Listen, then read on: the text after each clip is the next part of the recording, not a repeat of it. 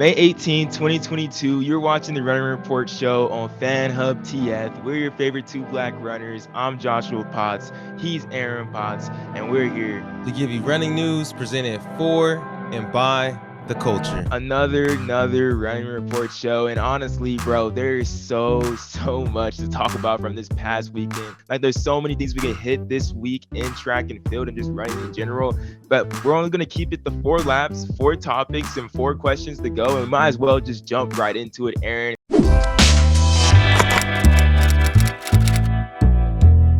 Because first off, bro, we had an historic day, man. Gary Martin breaks the 4-minute barrier, the 14th high school boy to ever do it. We know that's historic. People love talking about it. And he did it at his Philadelphia Catholic League Championship. So at local high school meet, the fastest high school mile time ever with the only high school boys race of a 3:57.98, number 5 all time. Only people faster than this: Alan Webb, Jim Ryan, Hobbs Kessler, and Drew Hunter. Bro, we need Gary Martin in this Bowerman Mile against Colin Salmon right now. Petition set out right now. Gary Martin in the Bowerman Mile. We need this, Aaron. Dude, people don't understand. This man ran 3:57. Second place was like 4:17. And on top of that, this man did it with glasses on. That might be... no high schooler has ever broken forward with glasses on, bro. That's probably one of the fastest glasses wearing miles that has ever been performed. And for it to be not at the state championship, not at Bowerman, and not in a pro race like the Sound Running meet, he did it at his league meet. For the fans. True. For the squad. For the day ones. You know what I mean?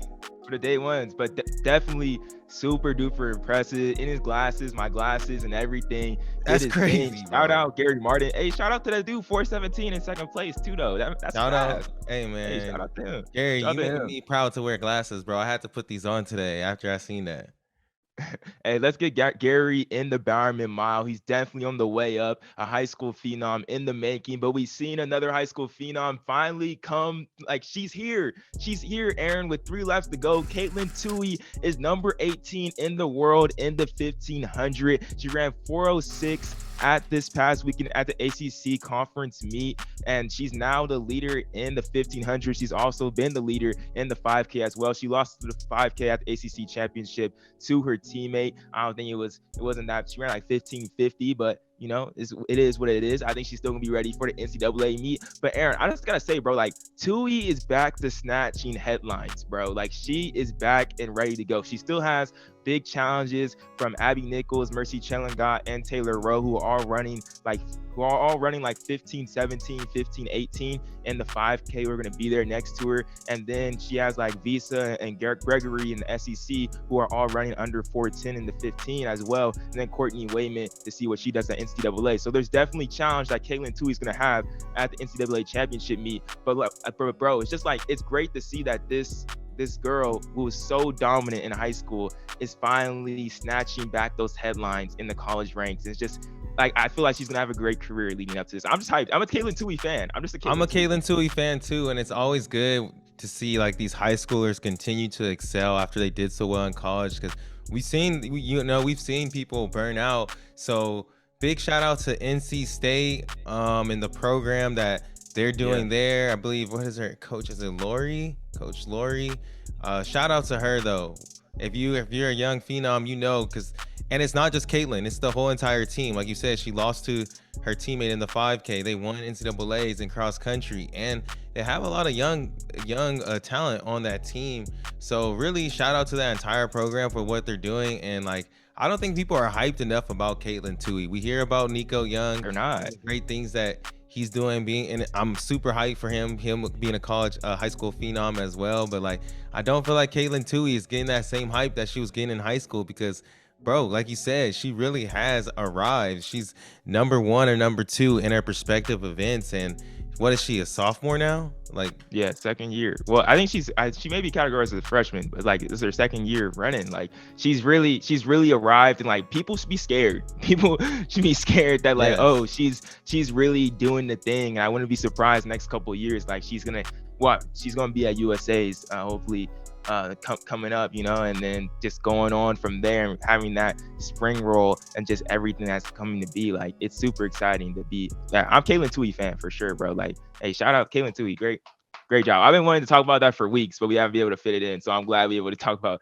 Katelyn Tuohy for this segment. But then two Keep me laps to go. entertained. What you guys have been talking about a lot, all through Twitter, and we get to the real juicy meat of this podcast, right? Of this episode right here. That is the battle in the showdown of the women's NCAA's 100 and 200, where we saw fast times, Aaron. Fast times. We had the battle at SECs between Favour Ofili and Abby Steiner. Favour getting the best of both of those meetings in the 1 and the 2, running a 10.93 and a 22.04. And then we have Miss Melissa Jefferson of Coastal Carolina going out there breaking the 11-second barrier for the first time ever. Number 5 NCAA all time in a 10.88. Then Julien Alfred of Texas in the Big 12 prelims for the 100 ran a 10.81 for number 3 all time in NCAA history, bro. Aaron, who are you most impressed with this past weekend in that NCAA women 100 meter, 200 meter? Bro, what was crazy about this is like I felt like every time I'd be like, I would see Favour, I was like, yo, they ain't beating Favour. Like, she went off, and then Melissa went off. I was like, oh wait, hold up, we forgot about Melissa. Oh wait, Julien Alfred, we forgot about her. Even Abby came back and went off in the 4x4, and I'm like, shoot, yeah, it was real. Is that who clocked that, bro? No, I think it was. They have multiple 48s on that squad, bro. They broke the record. But it's hard to really choose. Like, Julien Alfred ran 10.81, bro. I think I was sleeping on her the most out of those three, to be honest. Even though she had already broken 11 before, and that's really impressive. But I'm gonna give it to Favour. I'm still more impressed with Favour just because of the matchup, like, and that's what it's gonna be. I feel like her and Abby got the biggest preview of what it's gonna be like in the NCAA final, because more than likely they're both gonna be there. They're both gonna be battling against each other. So to do that and beat her not just in the 1, but she also beat her in the 2. Like, throw time out of it. She beat her in the 1 and the 2. She took her spirit a little bit. You know what I mean? And that's what she put in her mind, that you can't beat me. So I think that's most impressive to me, but I can't dismiss what Melissa and Julia did. They went off 10.8. That's crazy. No, most definitely. And I think last time we talked about this, we were saying, can there be like a 100 and 200 meter winner? And I think what Melissa Jefferson and Julien Alfred basically did this past weekend was like, nah, like, we're battling to win the 1. Yep. Like, y'all can Favour do the 2. and them, they can battle in the 2, but in the 1, like, we're gonna claim this spot. And I think you're right about just that challenge between Favour and Abby at SEC level, because like, I think Favour, like, she had her interview, she was classy about it, she thanked God and everything, but she's definitely heard the chatter, from Twitter, people talking about you deserve the respect, stuff like that, and be able to stay calm and collected during that time and like get that win, like, that's big. Yeah, that's a big deal. Like, SECs, even though they may be training through this, like, they're trying to get through it, but like, you were peaking a little bit for this. You're putting full energy into that race. So to be able to beat Abby is big. But like, bro, most impressive has to be Melissa Jefferson, bro. Coastal Carolina running a 10.88. That's crazy, bro. That's crazy. She's really came on that scene after that NCAA final and like has not looked back and is on a mission. Like, she's running way above expectation, and like she's surprising herself at this point and everyone else in the nation. It's pretty crazy. Like, to see her ascent. In March Madness, what do they call it? Like the team of destiny. They always that one team. Yeah. Like the Cinderella team. She's that Cinderella story right now, and it seems like she knows how to show up when the lights are on and the moment is big. So, dude, that 100 at NCAA's is about to be so spicy. That's gonna be heat.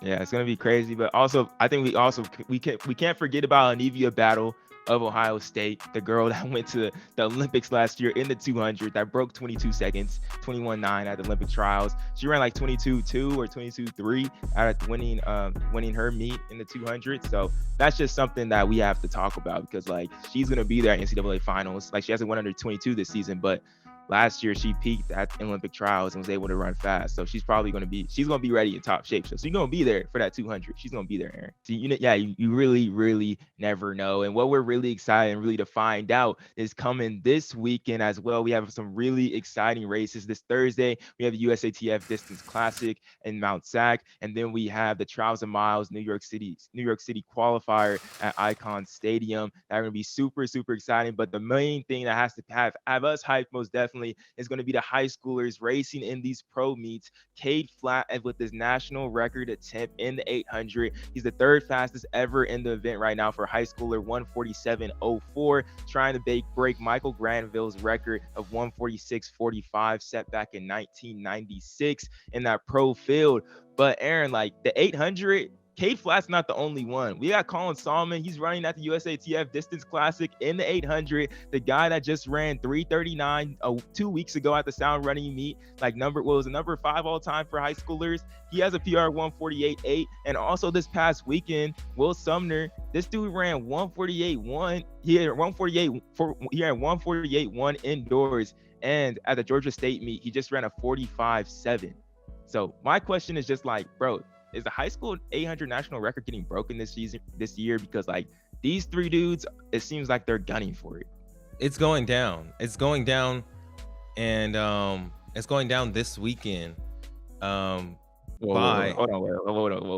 Yeah, I'm about to tell y'all. I'm about to drop it for y'all. Y'all about to hear it first. Remember where you heard it first. The 800 record is going down this weekend at Mount Sac by Colin Solomon, not by Cade Flat, not by Will Sumner. Okay. Colin Solomon is gonna break the record this Thursday. This Thursday, he's gonna break the record, and you know why he's gonna break the record, man? Because Cade Flat told my boy that he drank a Newberry Park smoothie before the race, man. And my boy just ran 3:39. You think about that? Add it up in your head. That might be around. He might be in like 3:56, 3:57, like Gary Martin, like 3:56 shape, maybe 3:55.